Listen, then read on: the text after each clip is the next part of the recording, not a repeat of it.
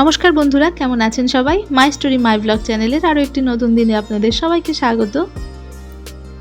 আজকে সকালবেলায় ছাদে এসেছি আর এসে এই যে পুজোর ফুলগুলো তুলে নিয়েছি। আজকে সকালে স্নান দান করে ভাবলাম যে পুজোটা আগে সেরে নিই, তারপরে অন্য কাজগুলো শুরু করব। গতকাল বিকেলবেলা গাছগুলোতে জল দেওয়া হয়নি, একটু মেঘলা মেঘলা ছিল, ওই জন্য ভাবলাম যে দিতে হবে না। আর সকালে এসে দেখছি কি বেশিরভাগ গাছগুলো শুকিয়ে আছে।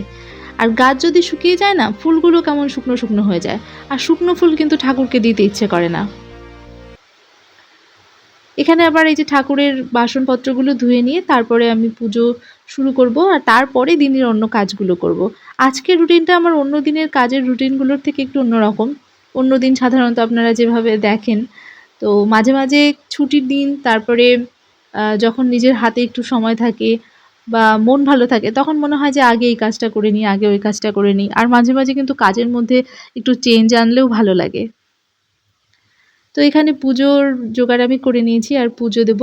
সেই সঙ্গে আজকে না খুব সুন্দর একটা বিষয় নিয়ে আলোচনা করব। সেটা হচ্ছে বাচ্চাদের স্মৃতিশক্তি বাড়ানো যায় কিভাবে, সেই বিষয় নিয়ে। অনেক ছোট ছোট বাচ্চাদের বাবা মায়েরা দেখবেন বলে থাকে যে পড়ানোর সময় তো পড়াই ঠিকই, কিন্তু পরে মনে রাখতে পারে না। তো এর কারণ কি বা উপায় কি, সেই বিষয়ে একটু আলোচনা করব। আর এখানে আমার পুজো কমপ্লিট হয়ে গেল, আর তারপরে চলে এসেছি এই যে গাছগুলোতে জল দিতে। প্রতিদিনই এখন জল দিতে হচ্ছে, তবুও গাছগুলো শুকিয়ে যাচ্ছে এত খরাতে। আর আজকে স্প্রে দিয়ে গাছের পাতাগুলোতে স্প্রে করলাম না, আজকে এমনি যে বোতল থেকে একটু একটু করে জল ঢেলে দিচ্ছি, কারণ পাতাগুলো পরিষ্কারই আছে। আসলে মনে রাখার বিষয়টা শুধুমাত্র ছোটদের তো না, বড়দেরও অনেকটা প্রভাব পড়ে, বড়দের উপরেও। কারণ দেখবেন যে আমরা অনেক কিছু ভুলে যাই। আমার ক্ষেত্রে তো এই জিনিসটা হয়। আমি অনেক সময়, এটা কমন ব্যাপার যে জিনিস কোথায় রেখেছি সেটা মনে পড়ে না। অনেকেই বলে যে কোথায় যে রেখেছি, পরে কাজের সময় খুঁজে পাই না, কিন্তু সেটা আলাদা কথা। কিন্তু অনেক সময় আবার হয় যে আমরা পুরনো কিছু বন্ধু আছে যাদের নাম মনে করতে পারি না বা চিনতে পারি না। আমার ক্ষেত্রেও এরকমটা অনেক সময় হয় যে পুরনো বন্ধু, ছোটবেলার বন্ধু বান্ধব, তাদের নাম মনে করতে পারছি না বা চিনতেও পারছি না। আসলে কি বলুন তো, এটা অনেকটা নজরের উপর নির্ভর করে। মানে যখন কোনো আপনি কোনো জিনিসকে খুব নিখুঁতভাবে পর্যবেক্ষণ করবেন, খুব মন দিয়ে দেখবেন, সেটা আপনার স্মৃতিতে গেঁথে যাবে। বা এমন কিছু কিছু জিনিস আছে যেটা আমাদের খুব একটা গুরুত্বপূর্ণ নয় আমাদের জীবনে, তো সেগুলোকে কিন্তু আমাদের ব্রেন অত ডিপলি নেয় না, সেগুলোকে অতটা গুরুত্ব দিয়ে মনে রাখার মতন মনে করে না। তো সেই জন্য এই হালকা বিষয়গুলো আমাদের ব্রেন থেকে মুছে যেতে থাকে, কিন্তু যেগুলো ইম্পর্টেন্ট, গুরুত্বপূর্ণ, সেগুলো থেকে যায়। কিন্তু আজকের আমার আলোচনা বড়দের বিষয়গুলো না, ছোটদের এই বিষয় নিয়ে। তো এখানে দেখুন আবার আমি এই যে আমগুলো কেটে নিচ্ছি, তো আমের একটা রেসিপি বানিয়ে রাখি, মাঝে মাঝে খাওয়া যাবে। সেটা হচ্ছে এই যে আমগুলোকে পেস্ট করে নিয়ে, রসটা বের করে নিয়ে, এর মধ্যে চিনি আর দুধ মিশিয়ে একটু ঘন করে বাটিতে ঢেলে রাখবো, তারপরে ফ্রিজে রেখে দেবো। তো মাঝে মাঝে এভাবে খাওয়া যাবে। বাচ্চাদের ক্ষেত্রে খাবার দাবারের একটা বিশাল ভূমিকা রয়েছে ব্রেন ডেভেলপমেন্টের ক্ষেত্রে। এখন দেখবেন বাচ্চাদের অনেক সমস্যা, মানে খাওয়া নিয়ে সমস্যা। তো খাবার দাবারের মধ্যে অনেক রকম ফাইবার বলুন, অ্যান্টিঅক্সিডেন্ট বলুন, যেগুলো আছে, যেগুলো বাচ্চাদের ব্রেন ডেভেলপমেন্টে সাহায্য করে। তো তার মধ্যে ঘি, দই, ডাল, ডিম, এগুলো কিন্তু বাচ্চাদের খাওয়ানো খুবই ভালো। ঘি খুবই ভালো বাচ্চাদেরকে খাওয়ানো। আর ফলের মধ্যে অ্যাপেল, স্ট্রবেরি, এই জিনিসগুলো খাওয়ানো যেতে পারে। সবজির মধ্যে পালং শাক, টমেটো, গাজর, বিটস, তারপরে কুমড়ো, মিষ্টি কুমড়ো, এই জিনিসগুলো কিন্তু প্রচুর পরিমাণে ব্রেন ডেভেলপমেন্টে সাহায্য করে। তাছাড়া মাছ, এখন অনেক বাচ্চারাই মাছ খেতে চায় না। আর এখানে দেখুন আজকে আমাদের ইলিশ মাছ হয়েছে, তো ইলিশ মাছটা আমি ভেজে নিলাম। ইলিশ মাছটা আজকে খুবই সিম্পলভাবে করব, আর সেই সঙ্গে একটু তেলও উঠিয়ে রাখছি, কারণ ইলিশ মাছ ভাজার সঙ্গে তেল তেল দিয়ে ভাত মেখে খেতে খুবই ভালো লাগে। মাছটা আজকে এই যে কুমড়ো দিয়ে করব। কুমড়োটা কি বলুন তো, চাল কুমড়ো, খুবই পাতলা করে কেটেছি। দেখে বড় বড় মনে হচ্ছে ঠিকই, কিন্তু এর স্লাইসগুলো খুবই পাতলা, আর এরকমভাবে ট্রায়াঙ্গেল করে কেটে নিয়েছি। এটা খুবই হেলদি রেসিপি, বাচ্চারা সবজিও খেতে পারবে, সেই সঙ্গে মাছও খেতে পারবে। তো এই রান্নাটা আমি করছি খুবই সিম্পলভাবে, কারণ ইলিশ মাছে খুব বেশি মশলা যদি ইউজ করেন, তো ইলিশ মাছের যে ফ্লেভার, যে গন্ধটা থাকে, সেটা কিন্তু নষ্ট হয়ে যায়। ওই জন্য এটার মধ্যে আমি শুধু গুঁড়ো মশলা ব্যবহার করব, আমি বাড়িতে যে গুঁড়ো মশলাগুলো বানাই সেগুলোই। আর ইলিশ মাছের মাথাটাও আরেকটা কড়াইতে ভেজে নিয়েছি। এটা দিয়ে একটা সবজি করব, কিন্তু কি বলুন তো, ওই পাঁচমিশালি সবজি ঘন্ট যেরকম ওরকমটা না, এটা একটু অন্যরকম। এই যে দেখুন, এখানে বিভিন্ন রকমের সবজি আছে, ঝিঙে, পেঁপে, মিষ্টি কুমড়োর ডগা, ডাঁটা। তো এগুলো আমি সব মাছের মাথাটা দিয়ে করব। আর এটা একটু ঝোল ঝোল মতন রাখবো, একটু স্যুপ স্যুপ টাইপের মতন রাখবো। কাঁঠালের বীজও দিয়েছি, তো কাঁঠালের বীজটা কিন্তু এরকম সবজির মধ্যে খেতে আমার খুব ভালো লাগে।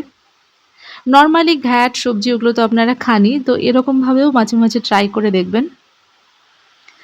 আর আমার ছাদের গাছে, মিষ্টি কুমড়ো গাছে ফুলও ধরেছে, তো সকালবেলা আমি ফুলগুলো তুলে এনেছিলাম, এখন বড়া বানাচ্ছি। আরেকটা আইটেম করছি, সেটা হচ্ছে এমনিতে এই যে ঢ্যাঁড়স, পটল এগুলো ছিল। আর একটা কি সবজি দিয়েছিলাম, যাই হোক, ও পেঁপে ছিল। তো এগুলো একটু ভাজা ভাজা করে নিলাম। তারপরে এটা করার উদ্দেশ্য হচ্ছে আমার একটুখানি পনির ছিল, তো ভাবলাম পনিরটা এভাবে গ্রেট করে দিয়ে নিই, একটা নতুন রেসিপি হয়ে যাবে। তো খেতে কিন্তু খারাপ লাগেনি। আমি মাঝে মাঝে এমন এমন এক্সপেরিমেন্ট করি রান্না দিয়ে, তো দেখি যে না, মন্দ না, ভালোই। বন্ধুরা, আমি একটা ট্রলি ব্যাগ, এটা আমি দেশলাইয়ের প্যাকেট দিয়ে বানিয়েছি। যে দেশলাই প্যাকেট দিয়ে আমি ট্রলি ব্যাগ বানিয়েছি। এই যে দেশলাইয়ের প্যাকেটটার মাপ নিয়ে কাগজটা কেটে রং করে তারপরে লাগিয়ে, আর এইগুলো, এই যে এগুলো আমি কাগজ দিয়ে কেটে মুড়িয়ে মুড়িয়ে বানিয়েছি। আর এই অরেঞ্জ কালারটা এটা কেটে বানিয়েছি। আর এই পুতুলটাকে আমি পরিয়ে দেখাই। এই যে এটা হাতে ধরা ট্রলি ব্যাগ, হাতে ধরা ট্রলি ব্যাগ এইভাবে নিয়ে যায়। হ্যাঁ, হাতি ধরা ট্রলি ব্যাগ, হাতি ধরা ট্রলি ব্যাগ।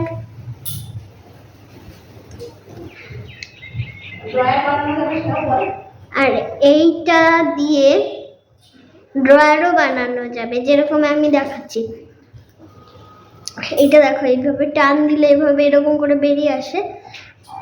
এখানে আমি ডিজাইন করে দেবো একটা যদি থাকে, আর এখানে একটা স্টোন লাগিয়ে দেবো, ড্রয়ার হয়ে যাবে। আর এখানে আমি চশমা রাখতে পারবো, পুতুল রাখতে পারবো। বন্ধুরা, আরো যদি টুকিটাকি কাজ করি তাহলে তোমাদেরকে দেখাবো। আমার মেয়ের কিছু কথা আপনাদেরকে শুনিয়ে দিলাম। ওই যে কাগজ কেটে কেটে বিভিন্ন রকম জিনিস বানায়, তো আজকে ওই যে একটা ব্যাগ মতন বানিয়েছে, ট্রলি ব্যাগ, তাই দেখালো। তো স্কুলের জন্য আমি রেডি করে দিচ্ছি, আর ম্যাগি নিয়ে যাবে, ওই জন্য ম্যাগিটা আমি ঠান্ডা করার জন্য প্লেটে রেখে দিয়েছি। তো যেটা বলছিলাম, বাচ্চাদের খাবার দাবার যেগুলো ব্রেন ডেভেলপমেন্টে সহায়তা করে, তার মধ্যে আমরা যেটা অনেকেই জানি, সবাই জানি, সেটা হচ্ছে ব্রাহ্মী রস। তো ব্রাহ্মী রসটা যদি মধুর সাথে মিশিয়ে খাওয়ানো যায়, সেটা কিন্তু ছোট থেকেই বাচ্চাদের ব্রেন ডেভেলপমেন্টে খুবই সাহায্য করে। আর একটা জিনিস যেটা আমরা হয়তো নজর দিই না খুব একটা, কিন্তু এটা কিন্তু খুব ইম্পর্টেন্ট, সেটা হচ্ছে যে সমস্ত বাচ্চার ব্লাড সার্কুলেশন ভালো হয়, বেশি ব্লাড সার্কুলেশন হয় শরীরে, তো তাদের কিন্তু ব্রেনেও ডেভেলপমেন্ট ভালো হয়। এখন তো সব বাচ্চারাই যে একা একাই বাড়িতে থাকে, একা একাই খেলা করে, বেশি বাইরে গিয়ে ছুটোছুটি দৌড়োদৌড়ি করার প্রবণতাই নেই এখনকার বাচ্চাদের মধ্যে। তো এতে কি হয়, ব্লাড সার্কুলেশনটা সেভাবে হয় না। আর যে সমস্ত বাচ্চা খেলাধুলো বিভিন্ন রকমের অ্যাক্টিভিটির মধ্যে থাকে, সেই বাচ্চাগুলোর কিন্তু ব্রেনটাও সেই একই রকমভাবে দ্রুত গতিতে ডেভেলপ করে। মনে রাখার ক্ষমতা বা স্মৃতিশক্তি, মেধা সব কিছুই কিন্তু এগুলোর গ্রোথটাও ভালো হয়। আর বাচ্চাদের স্মৃতিশক্তি কমে যাওয়ার আরেকটা কারণ, সেটা হচ্ছে আমরা নিজেরা দায়ী। আমরা নিজেরা দায়ী এই কারণে, সেটা হচ্ছে আমরা ছোট থেকেই, জন্মের পর থেকেই বাচ্চাদেরকে মোবাইলের সঙ্গে যুক্ত করে দিচ্ছি। আর মোবাইলে বাচ্চারা যেটা ঘাঁটছে, যেটা দেখছে, সেটা এত ফাস্ট, এত দ্রুত গতিতে একটার পর একটা আসছে, তো সেইভাবে বাচ্চারা নিজেদের ব্রেনটাকে সেট করছে। তো বাচ্চাদের মধ্যে যে ক্রিয়েটিভ কিছু করা বা মোবাইল না দেখে, দেখবেন যে যে সমস্ত বাচ্চারা নিয়মিত মোবাইল দেখে, অ্যাডিক্টেড হয়ে গেছে, তারা কিন্তু মোবাইল ছাড়া থাকতেই পারে না। মানে ওটা অ্যাডিকশনে পরিণত হয়ে গেছে, কারণ তাদের ব্রেনটা সবসময় চায়, কিছু না কিছু চায়, মানে ওই রকম স্পিডে কিছু চলবে যেখানে থেমে যাওয়ার ব্যাপার নেই। যেখানেই যখনই কোনো বাচ্চাকে শান্ত হয়ে বসতে বলা হয় দেখবেন শান্ত হয়ে থাকতে পারে না। তখন শান্ত করার জন্য তাকে মোবাইল দিতে হয়। কারণ সে হয়তো মোবাইল নিয়ে বসে আছে এক জায়গায় শান্তভাবে, কিন্তু তার ব্রেইনটা কিন্তু একদম তীব্র গতিতে ছুটছে। আর যখনই সে মোবাইলটা পায় না ছটফট, ছটফট করতে থাকে। তো এই মোবাইলটা হচ্ছে যত নষ্টের গোড়া। এই মোবাইল থেকে বাচ্চাদেরকে যত দূরে রাখবেন, তত কিন্তু বাচ্চাদের মধ্যে নিজেদের কিছু করা, ক্রিয়েটিভিটি কিছু করা, কোনো কাজ করা, এই সমস্ত জিনিসগুলো ইচ্ছেটা বাড়বে, প্রবণতাটা বাড়বে এবং ধীরে, ধীরে দেখবেন ফোনের অ্যাডিকশনটা কমে যাবে। আর ব্রেইনটাও ডেভেলপ করতে সাহায্য করবে। আর এখানে আমি আজকে কাঁঠাল ভেঙে নিচ্ছি। এর আগের দিন বললাম না গ্রামের বাড়ি থেকে কাকা শ্বশুর কাঁঠাল নিয়ে এসেছিল। তো ছোট্ট একটু কাঁঠাল অল্প করে নিয়েছি, আর একটু সবগুলো তো আমরা কেউই কাঁঠাল খেতে পছন্দ করি না, তো নিজেদের জন্য কয়েক পিস রাখবো আর বাকি কিছু কিছু দিয়ে দেবো। আর একটা কথা বললাম না যে বাচ্চাদের শান্ত হয়ে থাকাটাও খুব দরকার। তো নিজেরা তো বাচ্চারা শান্ত হয়ে থাকবে না, তো বাবা মায়েদের কিন্তু একটু বাচ্চাদেরকে নিয়ে বলতে পারেন যোগা বা একটু শরীরচর্চার মাধ্যমে একটু শান্ত থাকা, এই জিনিসগুলো অ্যাক্টিভিটির মধ্যে বাবা মাকেও জড়িত থাকতে হবে। আর একটা জিনিস সেটা হচ্ছে বাচ্চাদেরকে ছোট থেকেই শেখাতে হবে পারফেক্টভাবে কাজ করা। বাচ্চারা যে কাজটাই করছে সেটা একদম নিখুঁতভাবে করার যদি চেষ্টা করে, তাহলে কিন্তু বাচ্চারা মানে এই পারফেকশনের যে ব্যাপারটা, এটা করতে গিয়ে বাচ্চাদের ব্রেন সেই কাজের প্রতি আরও বেশি মনোযোগ দেবে। তো বাচ্চাদের স্মৃতিশক্তি বাড়ানোর জন্য এই ৫টি সিম্পল বিষয় আমি বললাম। আর আজকে এই যে এখানে কাঁঠাল আর মুড়ি নিয়ে নিয়েছি আমার জন্যই, সেই সঙ্গে ভিডিওটাও শেষ করছি। দেখার জন্য অনেক ধন্যবাদ।